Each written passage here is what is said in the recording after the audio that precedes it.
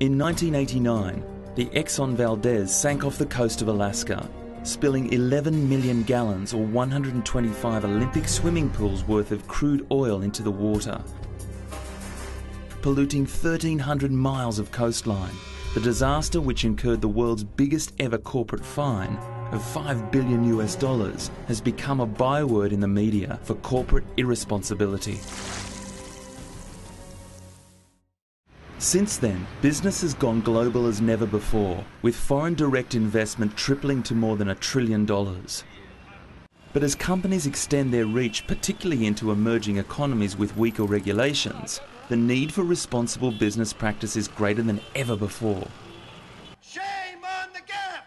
Shame on the gap! Despite increasing scrutiny from consumers and NGOs, companies are still regularly accused of human rights abuses, poor working practices and environmental crimes. In 2000, the United Nations offered a solution to this growing problem, the UN Global Compact, which asked businesses to take direct responsibility for their actions. Participating companies follow the Global Compact's 10 principles, which broadly safeguard human rights, labour standards, the environment and fight corruption in what could be described as a United Nations of companies. Initially, we started off with a moral call. Increasingly, over the last couple of years, the business case for engagement has become clearer. By acting responsibly, companies can gain the confidence of investors, who are increasingly backing businesses that successfully manage their environmental and social impact. It's said that reputation and intangible assets determine up to 70% of the company's market value. Today, Andrew Fastow, the Chief Financial Officer of Enron, has pled guilty, has admitted his responsibility, his role in the collapse of Enron. When Enron's irregular accounting practices were revealed in 2001, its share price plummeted from more than $90 to less than 50 cents.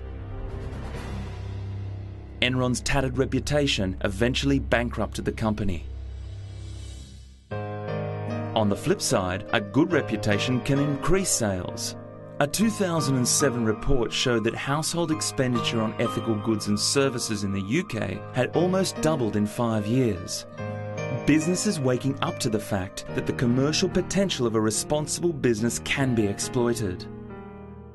Business leaders recognize that being proactive on these issues has a premium. It allows them to attract skilled people. They also recognize new opportunities, because if you're better connected on the social agenda, you spot market needs much better.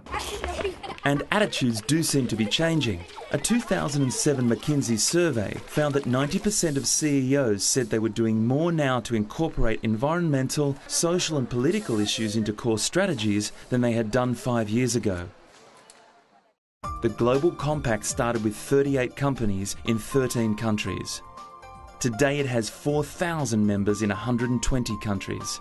The UN has put its own reputation. However, the UN remains undaunted in its ambition to gather more companies under the Global Compact umbrella and to see them working together to tackle issues such as climate change.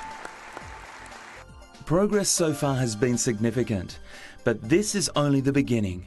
Together, we can achieve a new phase of globalization, one that creates inclusive and sustainable markets, builds development and enhances international cooperation.